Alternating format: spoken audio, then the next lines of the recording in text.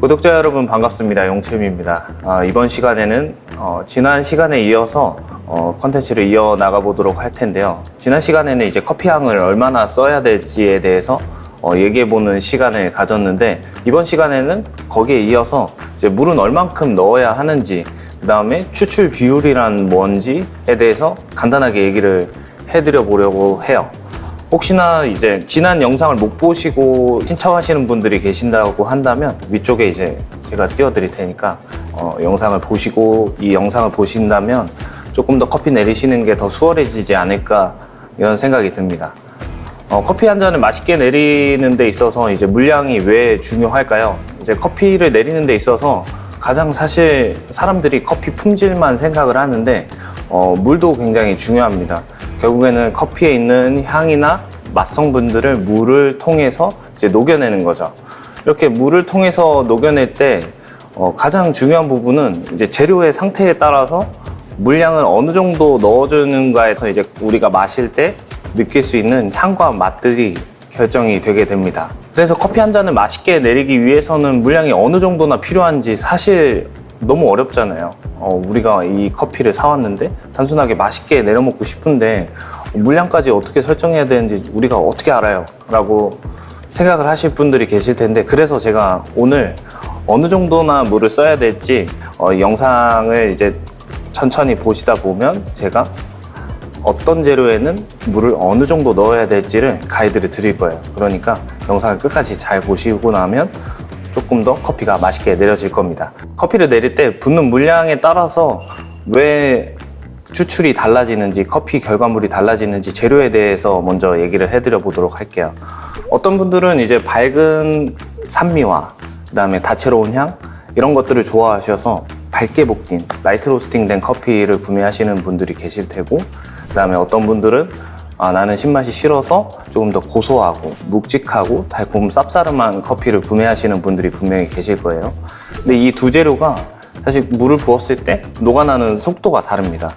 라이트 로스팅 된 커피 같은 경우는 굉장히 오밀조밀하고 딱딱하단 말이죠. 원두를 하나 구매하셨을 때 깨물어서 드셔보시면 굉장히 딱딱할 거예요. 뭐 먹는 건 조금 싫다 하시면 이렇게 손으로 눌러보시면 되는데, 손으로 이렇게 눌러도 쉽게 깨지지 않을 거예요.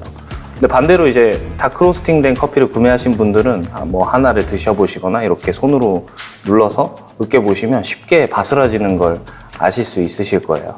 그렇다라는 건 단단하고 오밀조밀하게 되어 있는 라이트 로스팅은 커피 성분들이 천천히 녹아난다라는 얘기가 되고, 그 다음에 쉽게 바스러지는 다크 로스팅 같은 경우는 커피 성분들이 쉽게 녹아난다라는 얘기인 거죠.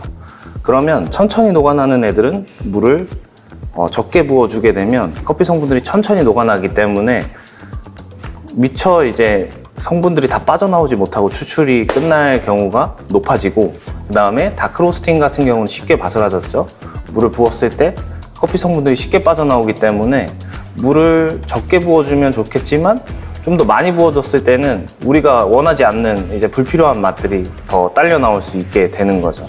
그래서 사실 이 물량을 설정하는 게 커피 한 잔을 더 맛있게 내리는 데 있어서 재료를 파악하고 물량을 어느 정도 부어주는가에 따라서 우리가 맛있는 커피를 먹게 될지 조금 더 맛없는 커피를 먹게 될지를 결정짓는 부분이 된다는 겁니다. 그래서 이어서 조금 더 덧붙이자면은 방금 전에 이렇게 부분을 지어서 한번 말씀을 드렸는데, 밝게 볶인 커피는 물을 적게 부으면 신맛만 높은 커피가 된다는 얘기가 되고, 그 다음에 다크 로스팅 된 커피는 반대로 물을 너무 많이 부었을 때는 쓰고 떫은 커피가 될 수 있다라는 얘기입니다. 이렇게 신맛이 높은 커피를 추출하거나 혹은 이제 쓰고 떫은 커피를 추출하지 않고 여러분들이 맛있게 커피를 내리시려면 앞서서 이제 이전 영상에서는 원두량을 정했고, 그 다음에 이번 영상에서는 제가 물량을 가이드를 드릴 거예요. 이렇게 두 가지를 딱 정하게 되면 여러분들은 이제 추출 비율을 완성을 하고 추출을 들어가게 되는 겁니다. 원두량은 어느 정도를 쓰고 그다음에 물량을 어느 정도를 쓰겠다라고 정해놓는 것이 이제 추출 비율이라고 합니다. 그래서 이런 추출 비율을 잘 정해놓고 커피를 추출을 하시면 레시피의 기본 뼈대가 완성이 된다라고 생각을 하시면 됩니다. 오늘 영상 다 보시고 나면 분명 커피가 더 맛있어질 겁니다. 결국에는 드리퍼를 사용해서 우리는 추출을 하거나 혹은 이제 침출식 도구에도 원두를 담아서 물을 이렇게 부어서 추출을 하게 되죠. 이렇게 됐을 때 이제 커피 양에 비해서 물량이 조금 더 많이 담기게 되면 커피 성분들을 조금 더 원활하게 추출을 해낼 수 있고, 반대로 커피 양을 조금 더 늘리게 되면 이제 커피 성분들을 조금 더 천천히 빼내게 된다라고 보시면 됩니다. 그렇게 생각을 해보면 라이트 로스팅된 커피는 물량을 조금 더 많이 채워주는 게 커피 성분들을 조금 더 적극적으로 빼낼 수 있는 환경으로 만들어주는 게 되고, 그 다음에 조금 더 커피 성분들이 쉽게 녹아나서 쓰고 떫어질 수 있는 다크 로스팅된 커피는 커피 양의 비중을 조금 더 늘려주는 게 우리가 먹었을 때 부정적인 맛들이 나오지 않게끔 만들어주는 환경을 조성을 해주는 겁니다. 라이트 로스팅된 커피부터 얘기를 해보도록 할게요. 지난 시간에 라이트 로스팅을 15g을 기준으로 플러스 마이너스 제가 가이드라인을 드렸죠. 그러면 여기에서 라이트 로스팅은 원두 1g당 이제 부어주는 물량을 15g에서 18g까지 설정을 하시면 됩니다. 그러니까 15배수, 18배수가 되는 거죠. 그러면 담는 커피 양에서 곱하기를 하시면 됩니다. 10g을 사용한다면 15를 곱하면 150g이 되겠죠. 그래서 원두 10g을 쓰시게 된다면 150g이나 180g을 부어서 커피를 추출하시면 우리가 느낄 수 있는 풍부한 향이나 그 다음에 신맛이 너무 부담스럽지 않고 마시고 났을 때 여운도 굉장히 조금 더 길 수 있는 그런 커피가 추출이 될 겁니다.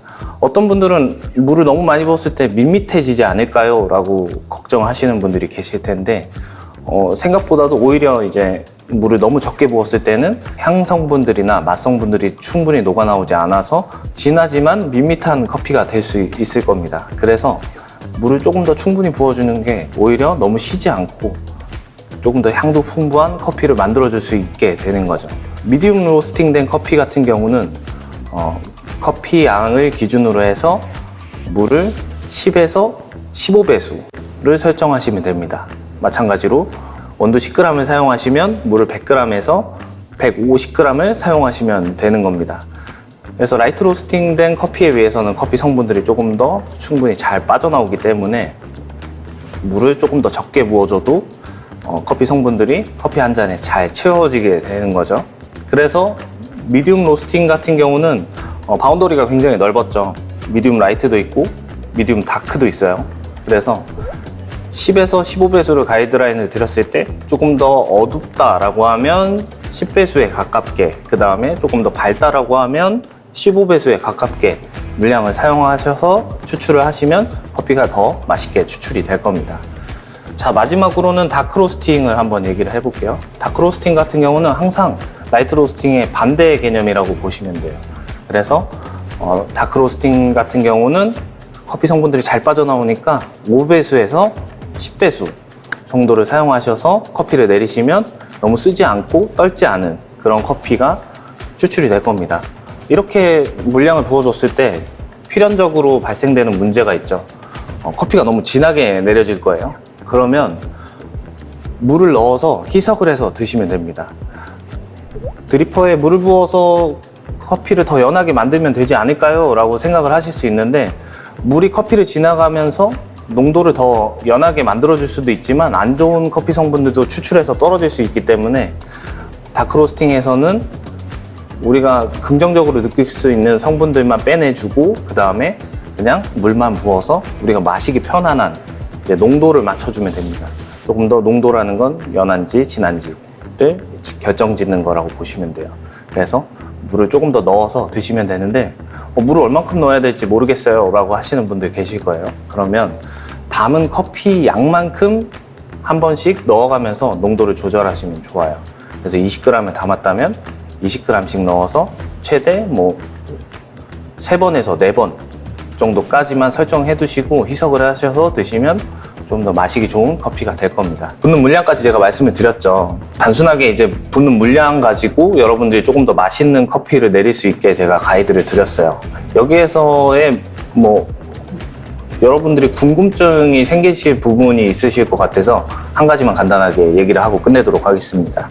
분쇄만 바꿔서 커피 성분들을 더 빼낼 수 있지 않을까요? 혹은 덜 빠져나오게 할 수 있지 않을까요? 라고 생각을 하시는 분들이 계실 텐데, 분쇄를 바꾸는 것보다는 물량을 조정하는 게 상대적으로 조금 더 다른 것들을 건들지 않고 커피를 더 맛있게 만들 수 있는 방법이라서 이 부분을 먼저 말씀을 드리는 거라고 보시면 될 것 같아요.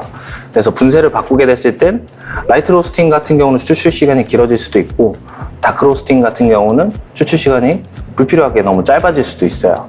그런 부분들이 발생되기 때문에 간단하게 내가 내리던 환경에서 붓는 물량만 바꿨을 때 조금 더 드라마틱하게 결과물이 바뀌는 것을 이제 경험하실 수 있으실 것 같아서 이런 부분들을 먼저 얘기하고, 그 다음에 다음 시간에는 다른 변수들을 바꿨을 때 커피 맛이 어떻게 바뀌는지에 대해서 얘기를 해드려 보도록 하려고 해요.